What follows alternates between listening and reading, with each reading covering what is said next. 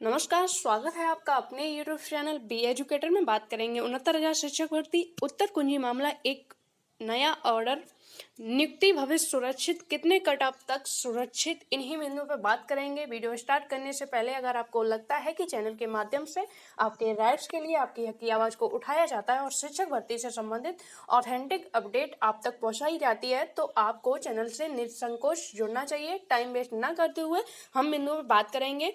तो जैसा कि उत्तर कुंजी मामले में आपको ज्ञात है कि एक कंटेम्प्ट कुछ दिन पहले जो है डाला गया था विजय मलिक के नाम से। 2 कंटेम्प्ट आपकी जो लखनऊ टीम है उनके द्वारा डाला गया था। तो जो 3 कंटेम्प्ट अभी तक पढ़ चुके हैं उनका जो ऑर्डर भी आ गया है और उस ऑर्डर का जो है मैंने आपको विश्लेषण भी करके वीडियो में बताया है। अगर आपने नहीं देखा है तो आप जो शिक्षक भर्ती की प्लेलिस्ट है उसमें जाके उस वीडियो को देख सकते हो और पूरा समझ सकते हो। तो आपका जो कंटेम्प्ट का जो है ऑर्डर है और जिसमें जो चीज़ें एक में 7 मार्च की जो है डेट लगी हुई है, जिसमें इंस्ट्रक्शन और जवाबदेही मांगी गई है, और दूसरा कंटेम्प्ट जो है उसमें मांगा गया है कि 22 अप्रैल तक इन अभ्यर्थियों को नियुक्ति दी जाए। आपको सिर्फ एक समय दिया जाता है, शिक्षा विभाग के अधिकारियों को समय दे दिया गया है कि 22 अप्रैल तक इन अभ्यर्थियों को नियुक्ति दी जाए। तो इसके बावजूद भी कल 24 तारीख को एक हियरिंग हुई कमलेश कुमार एंड अदर्स के द्वारा, जिसका रिट नंबर 10/11/2022 है। उसमें एक नया जो है मोड़ आया उत्तर कुंजी मामले में कि वो अभ्यर्थी, ऐसे अभ्यर्थी जो 4th लिस्ट के यानी जो 68 सूची हुई है उसके अकॉर्डिंग अब 1 नंबर पाके चयन लिस्ट में आ रहे हैं, अपनी जो है दावेदारी इस गुणांक तक रख रहे हैं। तो उनके द्वारा जो है इस मामले का, इस लिस्ट को लेके एक बैकग्राउंड बनाया गया। और क्योंकि जो 25/8/2021 के बाद जो लिस्ट जारी की गई है 6800, तो उनका जो है गुणांक नीचे, फिर भी वो नियुक्ति के दावेदार रखते हैं। तो इसी को बेस बनाते हुए इन अभ्यर्थियों के द्वारा जो है एक रिट दायर की गई, जिसमें एक लंबा चौड़ा जो है आदेश पारित हुआ है और जो एफिडेविट जो है मांगा गया है 3 सप्ताह के अंदर सरकार को एफिडेविट जमा करना। ये मैटर जो है कमलेश कुमार एंड अदर्स से संबंधित है। 10/11 जो ये रिट नंबर डाली गई है लखनऊ सिंगल बेंच में उत्तर कुंजी प्रकरण पर 6800 की लिस्ट आने के बाद जिन अभ्यर्थियों का चयन 1 नंबर मिलने से ओबीसी एससी की चतुर्थ मेरिट लिस्ट के लास्ट मेरिट में आ रहा है, तो उनके लिए हमने जो नई याचियों की फ्रेश याचिका फाइल की थी, जिसकी सुनवाई 24/2/2021 को लखनऊ बेंच के सीनियर जज जस्टिस राजन रॉय जी की बेंच में हुई, जिसमें लंबी बहस देखने को मिली और एक ऑर्डर जारी हुआ एवं उस पर सरकार को काउंटर दाखिल करने के लिए 21 दिनों का जो समय दिया गया। उसके बाद अभ्यर्थियों को 7 दिनों में उसका रिजॉइंडर दाखिल करने का समय दिया गया है। अब हम अपनी दूसरी याचिका भी प्लान बी के तहत फाइल कर देंगे। तो आप ये समझिए ये मामला क्या है। देखिए, अगर आप अन्य चैनल्स पे देखोगे और भी जिसका इस याचिका को डिस्क्राइब करके बताया जा रहा है कि आगे इन अभ्यर्थियों का भविष्य जो है सुरक्षित है, तो मुझे भी लग रहा है जैसा कि ऑर्डर आया उससे इन अभ्यर्थियों ने अपने भविष्य के लिए एक अच्छा कदम उठाया है।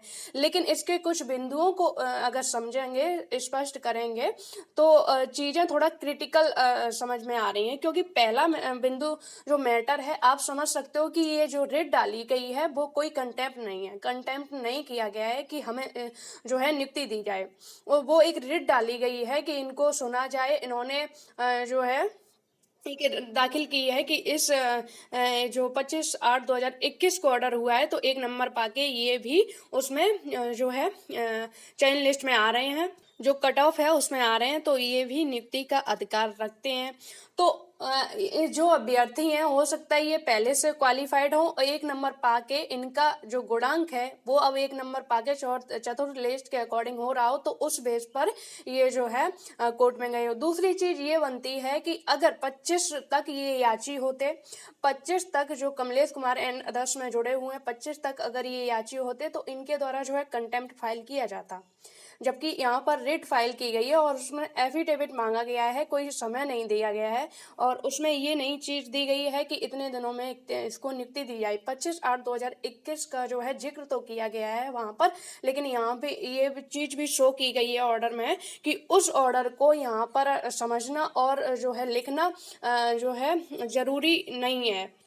तो इस केस से जितने भी अभ्यर्थी संबंधित हैं, जितने भी अभ्यर्थी रिलेटेड हैं, उन्होंने एक अच्छा अपने भविष्य के लिए एक सकारात्मक कदम उठाया है और अपने भविष्य को सुरक्षित करने के लिए ये उन्होंने एक अच्छा कार्य किया है। लेकिन इसमें अब सिचुएशन क्या बनती है कि जो सरकार है उसको 21 दिन का, जो कि एक संवैधानिक नियम है कि पहली बार कोई भी मैटर सुना जाता है तो उसका काउंटर जो है उसकी डिटेल के लिए, फाइलिंग के लिए जो है, जो एजी महोदय हैं, जो सरकार के की तरफ से अधिवक्ता होते हैं, उनको टाइम दिया जाता है कि इस मैटर की जो कुछ भी रूपरेखा है आप जो है 3 सप्ताह में, मिनिमम जो होता है वो 3 सप्ताह का टाइम दिया जाता है, तो वो उसके अकॉर्डिंग उनको दिया गया है। इस बीच अब जो चीज़ें हैं वो सरकार नेक्स्ट हियरिंग पर रखेगी आके। अब सरकार नेक्स्ट हियरिंग पर कुछ भी रख सकती है, ये भी पॉइंट रख सकती है कि अभी तक जो है 6800 की जो पॉइंट है संवैधानिक है, मैं वो ही बता रही हूँ। अगर किसी को लगे कि मैं इसके अगेंस्ट हूँ या किसी के सपोर्ट में हूँ, ऐसा कुछ नहीं है। जो इसमें विश्लेषण करके, एनालिसिस करके जो चीज़ें, जो बिंदु निकल के आ रहे हैं उनको समझा रही हूँ मैं। तो आप समझ सकते हो कि अभी तक 6800 लिस्ट जो है कंप्लीट नहीं हुई है। जब इस एफिडेविट को मांगा जाएगा तो सरकार ये चीज़ भी मेंशन कर सकती है कि अभी तक जो है इन अभ्यर्थियों की नियुक्ति हमने नहीं दी है, तो जो कट ऑफ बनेगी वो थर्ड लिस्ट के अकॉर्डिंग ही बनेगी।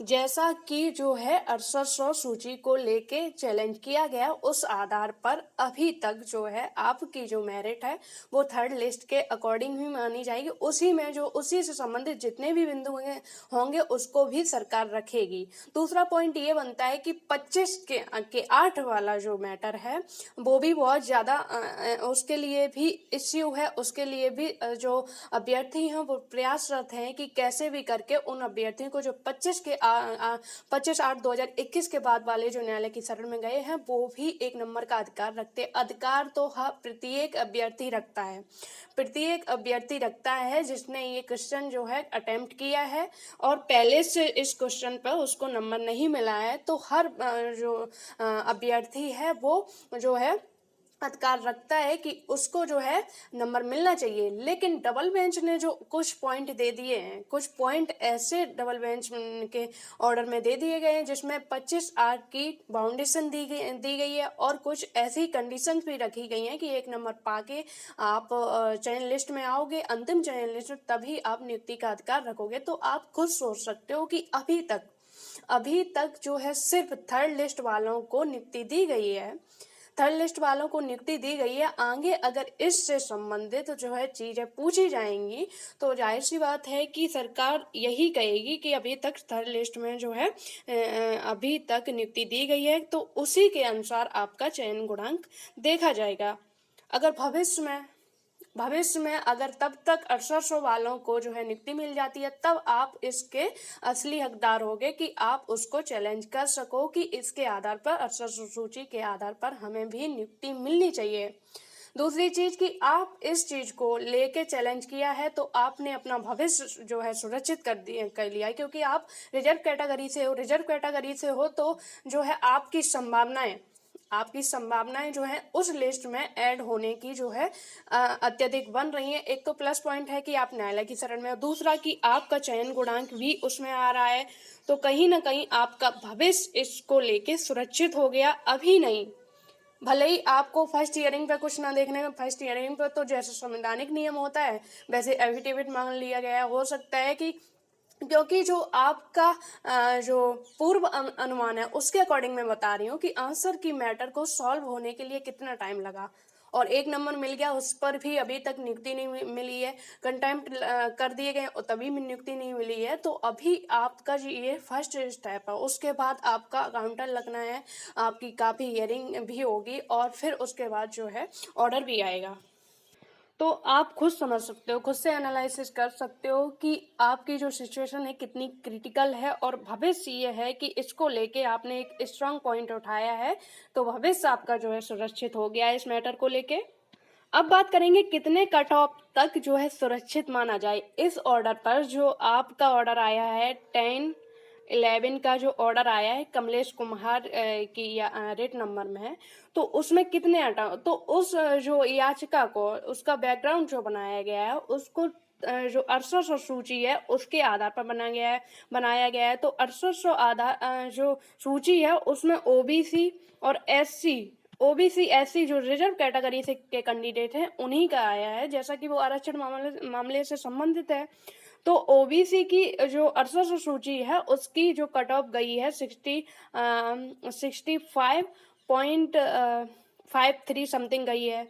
और आपकी जो एससी की आई थिंक 52 एससी की कुछ कंफर्म नहीं है, एससी जो 52 कुछ पॉइंट में हो सकती है, आप लोग दोबारा चेक कर सकते हो। लेकिन ये ओबीसी की जो है वो बिल्कुल कंफर्म है कि 65.53 समथिंग है। तो अगर आप इस कट ऑफ इस क्राइटेरिया में आ रहे हो तो आपका जो है भविष्य सुरक्षित है। आने वाले समय में भी आप भी नियुक्ति के दावेदार होगे, आप भी नियुक्ति जो है इसके आधार पर ले पाओगे। उम्मीद है वीडियो में दी गई जानकारी से आप संतुष्ट होंगे। वीडियो को ज़्यादा से ज़्यादा शेयर कर दें, लाइक कर दें, जिससे कि इससे संबंधित जितने भी अभ्यर्थी हैं उनके जो डाउट्स हैं वो क्लियर हो सकें। आप लोग वीडियो तो देखते हो लेकिन चैनल को सब्सक्राइब नहीं करते हो, तो चैनल को सब्सक्राइब भी कर लें। जुड़े रहिए चैनल से। धन्यवाद।